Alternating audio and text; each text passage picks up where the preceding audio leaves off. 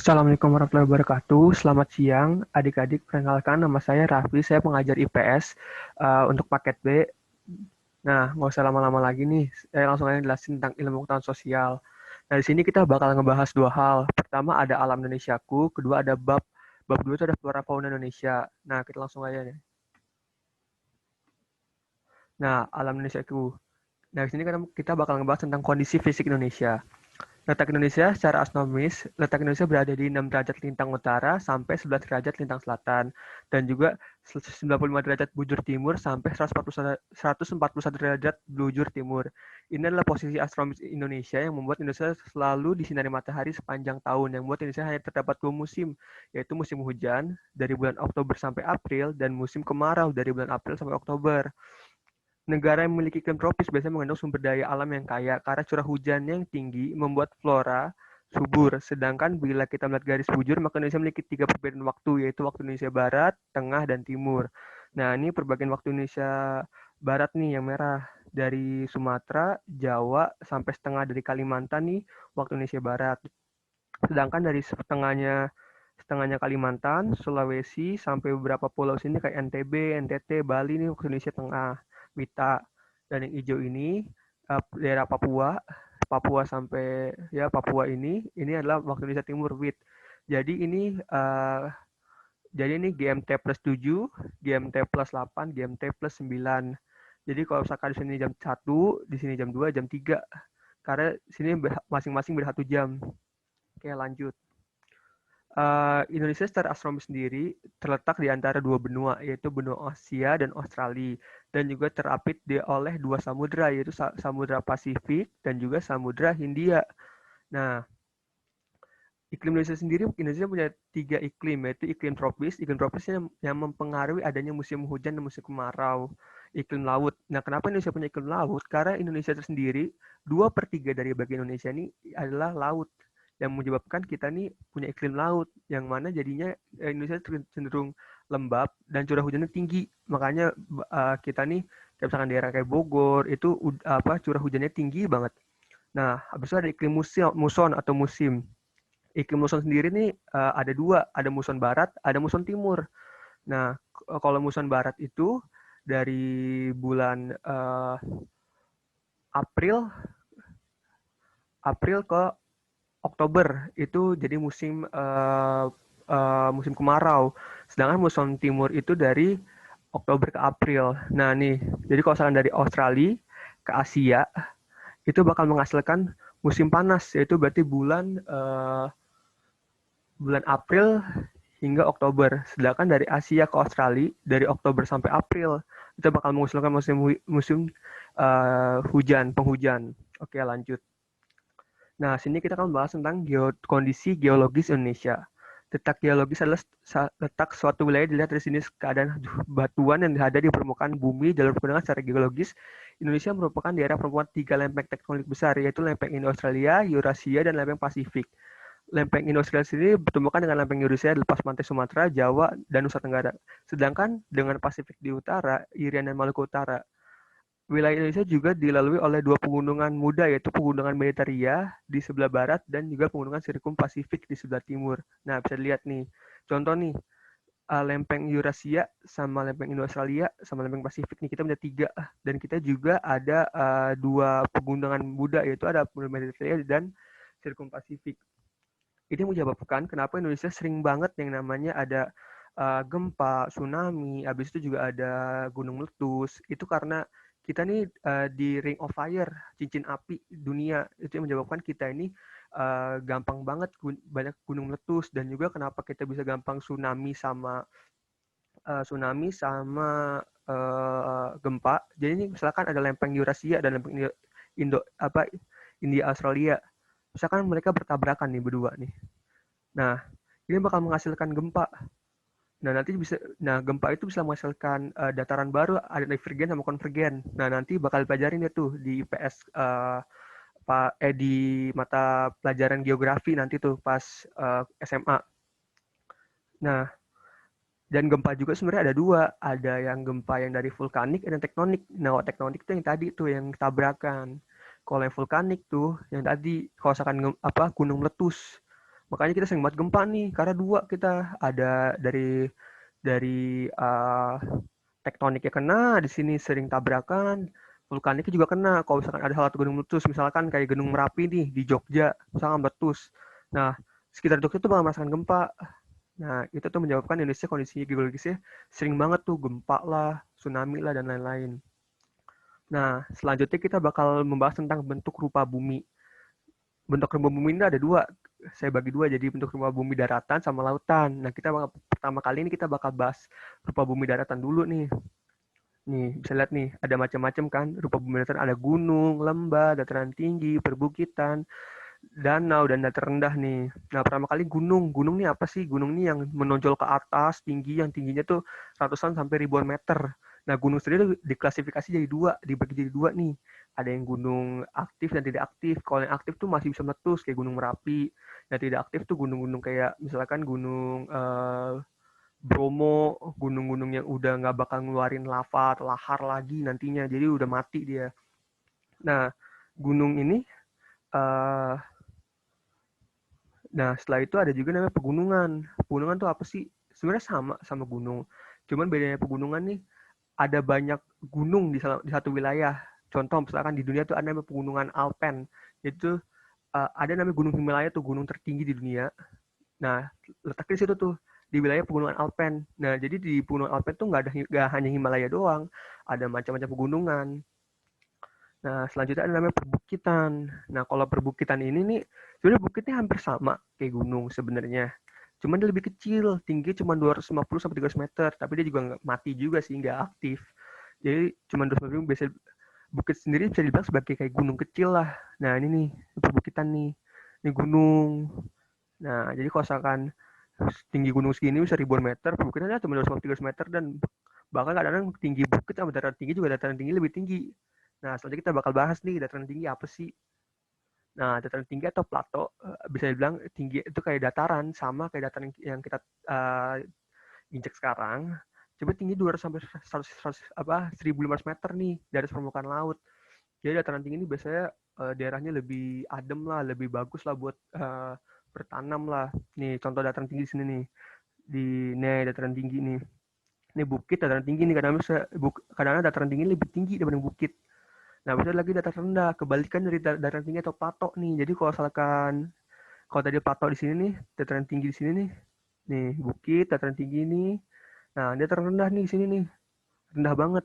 Tinggi cuma 0 sampai 200 meter. Jadi kalau ada di dataran tinggi itu dari 200 sampai 500 nih, 0 sampai 200. Nah, makanya sering banget nih orang-orang yang tinggal dataran rendah nih kena banjir. Karena emang deket banget sama laut. Ini laut, misalkan ini laut nih. Ini laut. Nah, di sini nih dataran rendah nih. Gampang banget kena. Salah satu contoh dataran rendah tuh kalau di Jawa tuh Semarang. Atau Jakarta juga ini. Karena kan Jakarta tuh dulu, ya pokoknya Jakarta tuh salah satu sering kena banjir karena deket banget lah. Karena rendah banget daerahnya. Habis itu ada namanya lembah.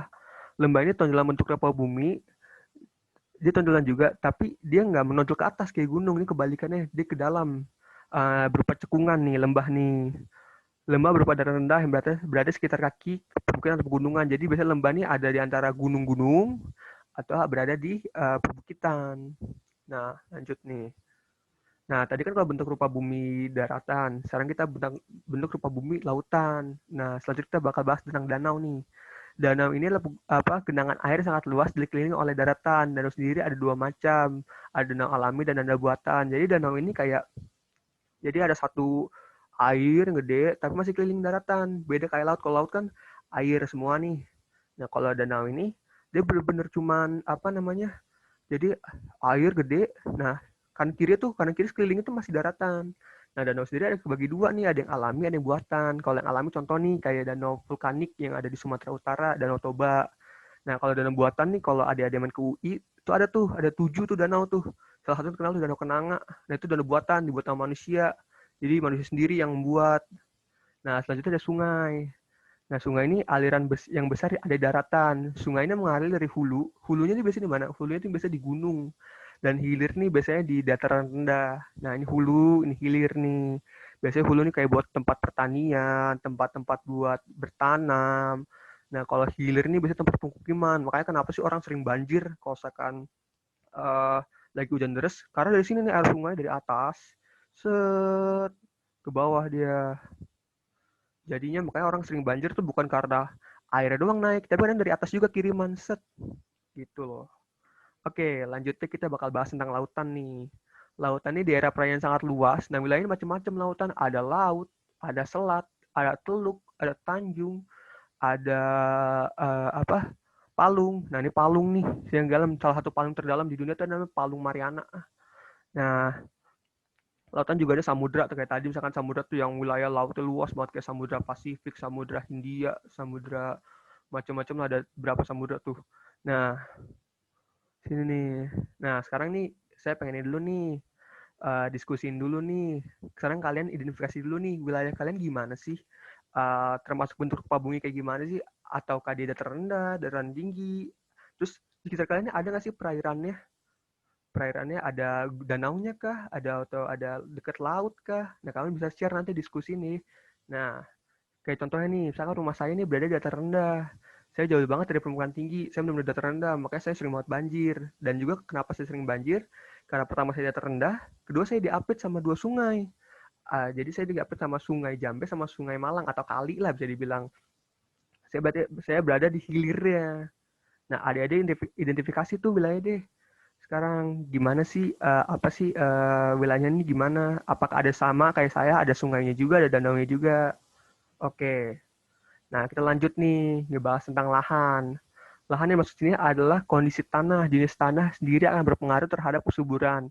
Letak geografis juga sangat penting dalam bentuk berbagai macam lahan. Nah, tanah-tanah ada banyak di klasifikasi ini ya. Ada aluvial, andosol, ada macam-macam lah. Nah, kita bakal jelasin satu nih. Pertama, tanah aluvial. Tanah aluvial ini merupakan jenis tanah yang terjadi karena adanya endapan lumpur. Karena adanya aliran sungai, tanah ini bisa ditemukan di daerah hilir. Jadi tanah aluvial ini dulu jadi kayak tanah yang dibawa dari hulu ke hilir. Nah, itu tanah aluvial tuh. Jadi tanah ini biasanya ada di hilir, biasanya dekat pemukiman warga lah. Oke. Nah, terus selanjutnya tanah andosol. Nah, tanah andosol ini tanah yang dari vulkanik atau sekitar-sekitar gunung biasanya tuh. Merupakan salah satu jenis tanah vulkanik yang mana terbentuk karena ada proses vulkanisme. Nah, vulkanisme itu misalkan gunung meletus nih. Nah, terus ada tanah tuh keluar tuh. Tanah ini sangat subur dan baik ke berbagai tanaman. Tanah ini sering sumber pegunungan. Jadi, uh, tanah ini sekitar ada pegunungan. Misalkan contoh nih, kenapa sih kayak di Merapi tuh, kalau ada di Merapi nih, di Jogja, itu banyak banget tuh sekitar situ orang-orang tuh nanam-nanam. Kenapa? Karena tanahnya subur, karena tanah nosol. Nah, tanahnya subur dan jadi proses dari vulkanisme, jadi misalkan ada gunung meletus. Nah, gunung meletus tuh emang kadang-kadang bisa dibilang musibah, tapi kadang-kadang ada anugerahnya juga karena bisa membuat lahannya itu subur. Nah, lahan subur nanti bisa dipakai buat bertanam dan jadi nantinya juga bisa buat majuin ekonominya masyarakat sekitar nih. Lanjut nih.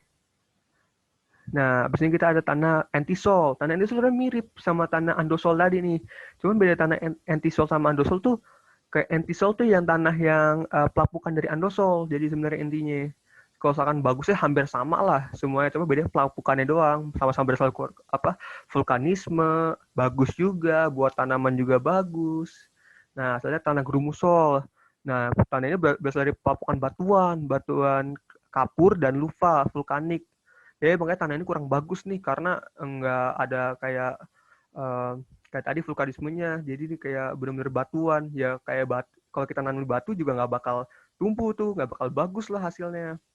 Nah, habis itu ini tanah humus nih. Tanah humus tuh misalkan jadi yang berasal dari papukan tumbuhan-tumbuhan. Tanah ini juga sangat subur untuk tanam tumbuhan. Jadi misalkan ada tumbuhan nih, terus habis itu lapuk. Nanti suatu saat nanti bakal jadi tanahnya, jadi bakal jadi tanah dia nih. Pas lagi tanah itu bakal subur, bisa dipakai lagi tanahnya, bakal buat apa namanya tumbuhan lain lagi. Jadi tanah itu juga bakal makin bagus. Lanjut deh. Nah, tinggal dua terakhir nih ada tanah kapur. Nah, tanah kapur jelas deh kurang bagus banget karena memang tanah kapur memang tidak subur. Dan biasanya tempat tanah kapur nih buat biasanya sih buat ini sih cuma kayak pohon-pohon yang keras kayak pohon jati tuh. Jadi lumayan juga sih sebenarnya, bisa juga sih tanah kapurnya dipakai misalkan dimanfaatin jadi pohon jati kan, nanti pohon jati tebang bisa dijual, dia masih bisa berguna untuk ekonomi sebenarnya ini. Lanjut tanah latosol. Nah, tanah latosol ini terbentuk dari sedimen dan metamorf. Oke, lanjut ke slide selanjutnya. Nah, habis itu ada sumber daya alam.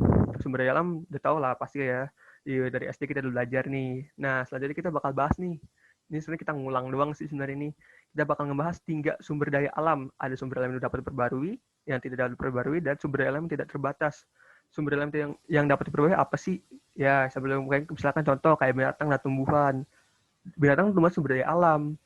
Jadi kalau misalkan binatang nih mati, kita misalkan kayak ayam, kita bunuh buat kita makan, tapi kita bakal bisa ternakin lagi. Tapi tetap walaupun nih apa yang dapat berbaru, kita tetap harus ngerawat nih, jangan sampai punah kayak misalkan kayak harimau Jawa dan itu loh. Dia tetap harus dirawat terus-terusan. Habis itu ada sumber daya alam yang tidak dapat perbarui. Nah, ini kayak yang benar-benar perbarui, ya udah kalau kita udah ambil, ya udah bakal habis. Contohnya misalnya kayak di Papua tuh ada namanya yang Freeport, Grasberg. Nah, itu suatu saat nanti bakal habis tuh. Itu kan sebagai tambang emas. Nah, suatu saat nanti tuh tambang emas itu bakal habis. Kalau dikeruk setiap hari itu bakal habis lama-kelamaan. Jadi ini nggak bakal bisa berbaru lagi dan itu bakal jadi tanah yang kosong. Adik bisa lihat nanti searching Grasberg yang terbaru itu kayak kubangan gede banget karena udah dikeruk habis. Selanjutnya ada sumber daya alam yang jumlah tidak terbatas. Sumber daya alam jumlah terbatas ini sumber daya alam tidak pernah habis walau sering dipakai.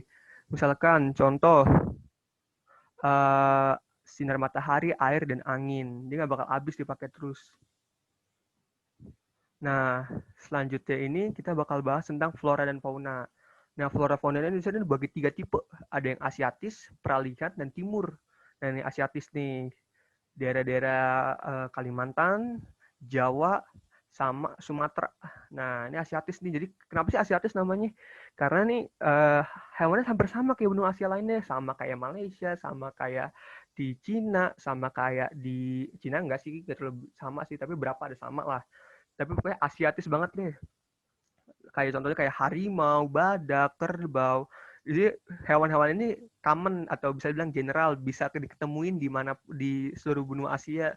Di Malaysia juga ada harimau Malaysia, di Cina juga ada harimau Cina juga ada gitu loh. Jadi tipe Asiatis. Nah, ini ada lagi tipe peralihan di tengah-tengah di daerah Sulawesi sama daerah-daerah Bali, NTT nih. Sini tipe peralihan. Ini hewannya unik banget sebenarnya nih, kayak komodo. Makanya kan kita udah jarang banget tuh ngeliat komodo. Di luar negeri udah nggak ada tuh. Komodo cuma ada di Indonesia doang, di Pulau Komodo. Nah, selanjutnya ada di ini nih, fauna tipe Indonesia Timur, Australia. Nah, ini nih kenapa Indonesia Timur dibilang tipe Australis karena ya tau lah pasti kan Papua ini deket banget sama Australia, jadi hewan-hewannya hampir mirip juga sih sama Australia, nggak terlalu beda. Dan juga Papua juga deket sama Papua Nugini kan, ya sekitar situ, sekitar apa Oceania, kayak Vanuatu, Papua, New Zealand.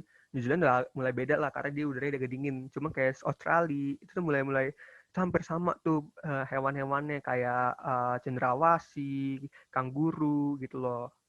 Nah, lanjut nih, kita bakal ngebahas tentang klasifikasi flora. Tadi kan kalau tadi fauna nih, hewan-hewan. Sekarang kita bahas tentang flora. Flora tuh tumbuhan-tumbuhan. Nah, kita bakal ngejelasin nih, ada macam-macam hutan di Indonesia nih. Indonesia banyak banget dah hutannya, nggak kayak, kalau misalkan kayak Mesir kan, dia jarang banget hutan. Mesir itu cuma banyak kan padang pasir, gurun. Nah, kita beda banget, kita hampir ada semua. Nah, yang pertama kita bakal bahas tentang hutan hujan tropis nih. Hutan tropis bukan hutan rimba yang lebat, hutan ini juga hutan heterogen karena ditumbuhi berbagai macam tumbuhan. Pohonnya bisa besar, tinggi, dan rapat. Contohnya tumbuhan rotan anggrek nih, hutan-hutan tropis nih. Kayak hutan-hutan rimba yang kalau ada nonton di kartun dia tuh. Nah, set. Nah, habis itulah ada hutan musim. Hutan musim ini biasanya cuma homogen, sorry, salah typo nih. Homogen. Nah, jadi ini cuma ada satu pohon biasanya nih. Misalkan pohon itu uh, uh, apa ya? Misalkan pohon stroberi.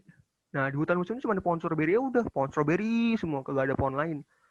Nah, selanjutnya stepa. Stepa ini merupakan lahan yang tumbuh dengan rumput tanpa pohonan, bisa dibilang stepa ini bisa kayak padang rumput.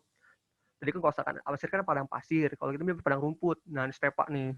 Set hijau semua rumput semua, tapi nggak ada pohonnya. Nah, tapi juga ada lagi nanti nih, mirip stepa, tapi ada pohonnya nih. Set, lanjut. Nah, namanya sabana. Bukan fried chicken tapi.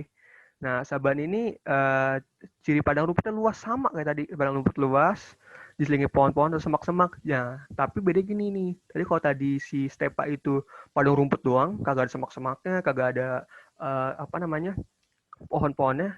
Kalau sabana ini ada pohon-pohonnya, ada semak-semaknya. Ini nih bedain sabana sama stepa. Nah, selanjutnya ada hutan bakau atau mangrove.